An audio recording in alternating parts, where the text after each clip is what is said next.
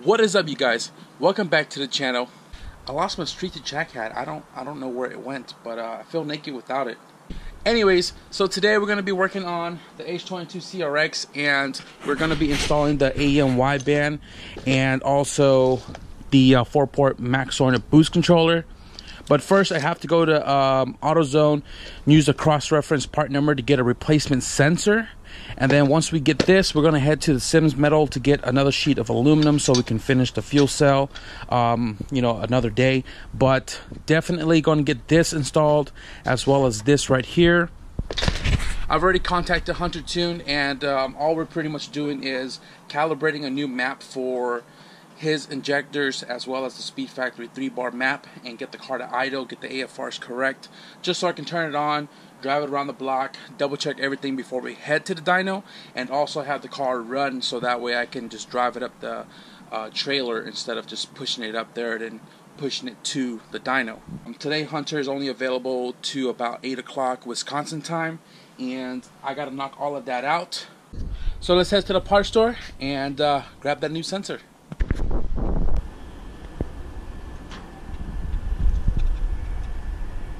And we are back. So I went to O'Reilly's to grab an O2 for the AEM Wideband. So the replacement sensor, this one right here, I believe is 17018, and then the other sensor is 17205. The 17205 is 2 inches shorter than this one right here, and this is the one that HunterTuned told me to get.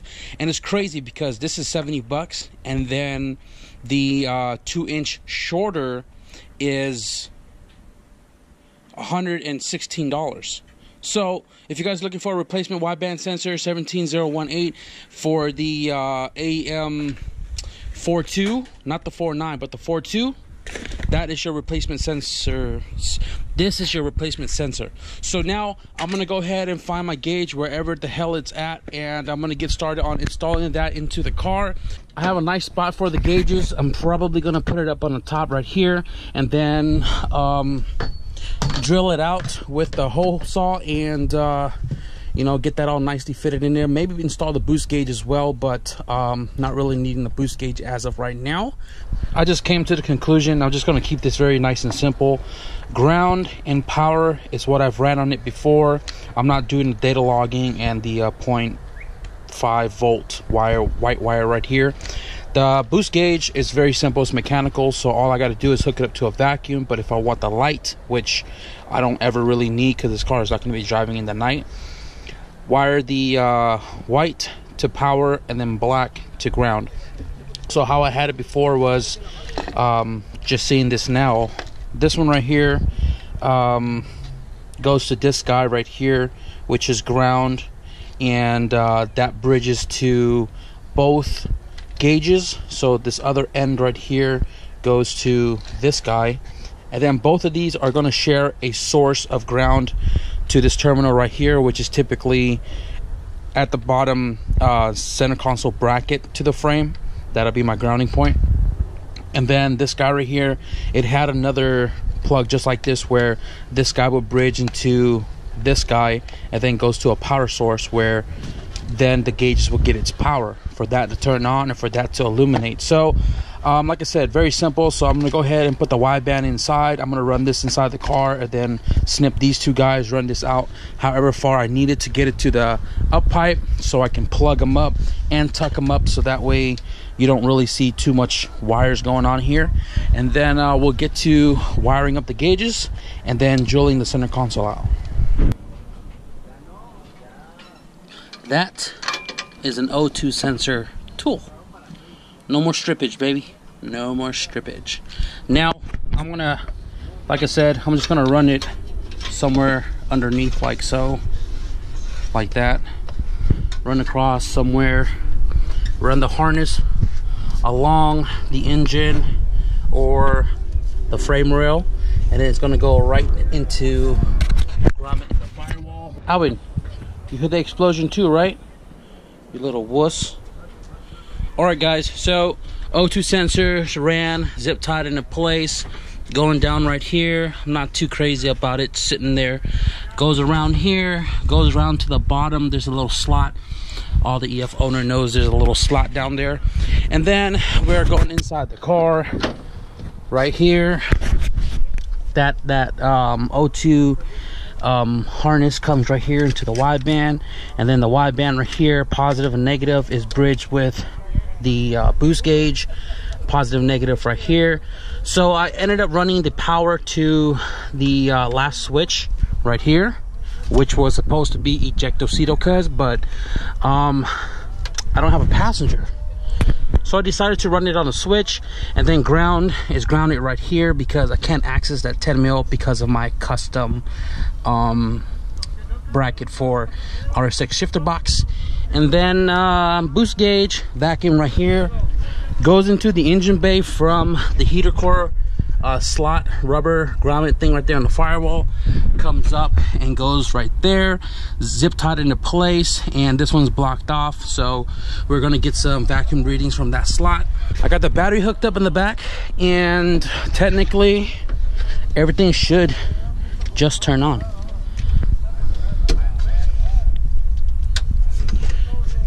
Oh yeah. Oh, it's crooked as hell. Huh. And then light is on here as well, so that works. Currently using the fuse from the fan because I forgot to buy the 30 amp right here. Now I just texted Hunter, and I don't think I'm going to be done in time for him to you know, remote in and calibrate this map for me, because it is currently like 7:30 in Wisconsin, and I believe he's busy 7-8 o'clock or so. So even if I hit him up now, 30 minutes is not enough time for me to set up everything, the laptop, the cable, ECU, all of that jazz, to have Hunter do his thing. So hopefully he replies back. If tomorrow's better, then we'll continue the calibration tomorrow. But as far as this video goes, I'm gonna button that up and I'll show you how it looks like.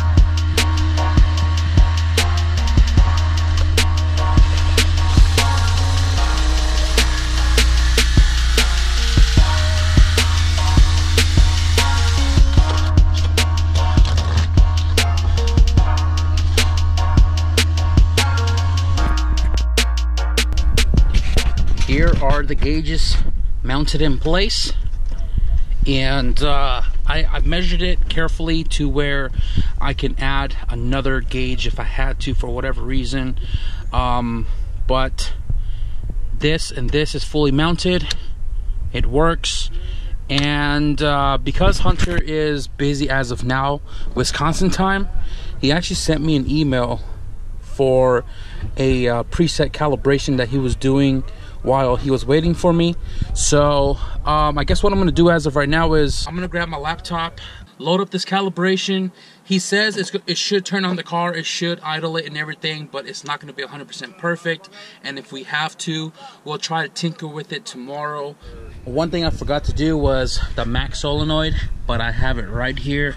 It's gonna be bolted down right there with the previous bracket that I made for the red car. And I am sourcing the vacuum from the turbo right there, and I'm gonna put a zip tie on that one so it doesn't pop off. And then the two ported side of this four port boost solenoid, the top one goes to the top of the wastegate, and I don't have another one long enough. The bottom one goes to the bottom of the wastegate. That allows you for boost by gear and you know, stuff like that. So there are two wires coming off of it right here. That is routed going into the same hole that is ran for the boost vacuum line. And there's two wires, like I've mentioned. One goes to 12 volt, which Mine goes right there on the alternator wire, and then the other side of the plug goes to A11 on OBD1 side right here. Mine had an empty slot, so I had a pin it in, and hooked it up on a quick disconnect. This had worked perfectly fine on my red car when it was set up with the max solenoid, so it should work out perfectly fine.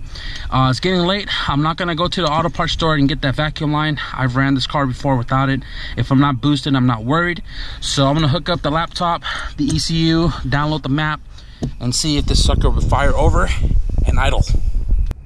All right, so we got S Manager all opened up here, and I have my switch for the ECU on. You can see the blue light right there, and the cable is hooked up as well. So what I'm gonna do right now is I'm gonna download what's on my ECU. Okay, so these are all my VTEC presets, and definitely my map that's currently in my S300, and I am going to save this.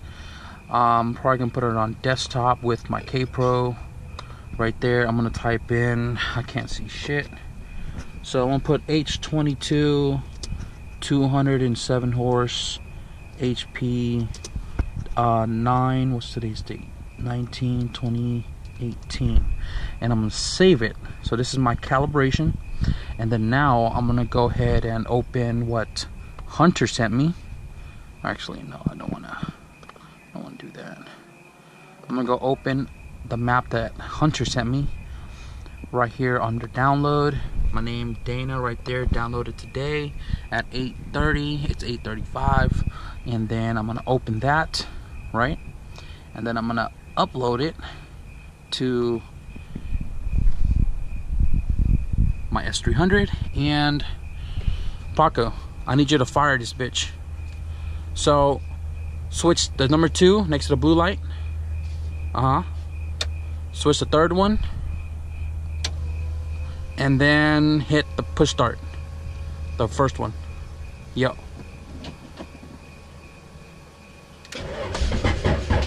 Go ahead.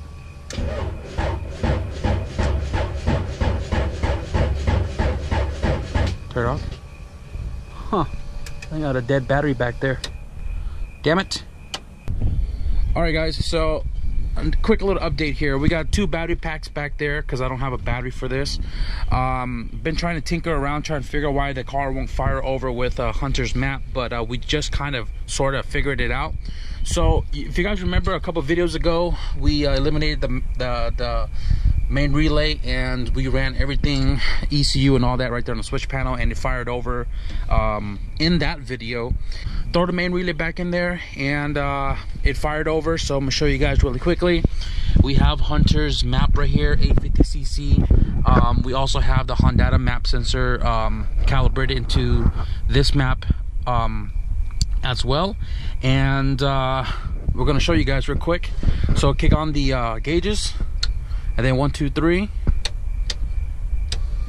and then fire it. Go ahead. Car turns on, car's idling. Rev it up a little bit.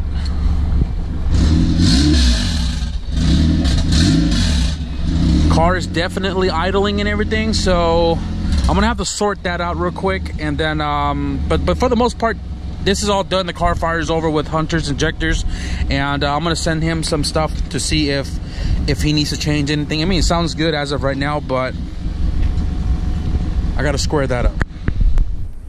So I just closed the garage, and I just realized I did not close out the video. So the map from HunterTuned worked out. I had to change a few wires around for the switch panels and all of that, but no big deal. The car turns on, it idles.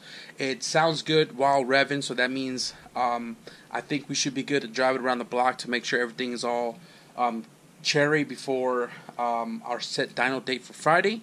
And within these next couple of days, I'm probably not going to record anything because we're on a time crunch. We got to hustle, finish up the fuel cell so we can run the 450, the new lines and all of that, and eliminate the fuel cell in the back, the stock tank.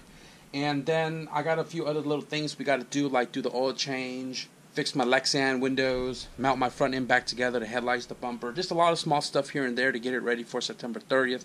So that's going to be it for this video, guys. The next one you guys should be seeing is hopefully the dyno video, and I hope you guys enjoyed today's content. Progress is better than no progress, so get out there and do some work on your car, whether it's 5 minutes or 10 hours. So thank you guys for watching, and I'll see you guys in the next video. Peace.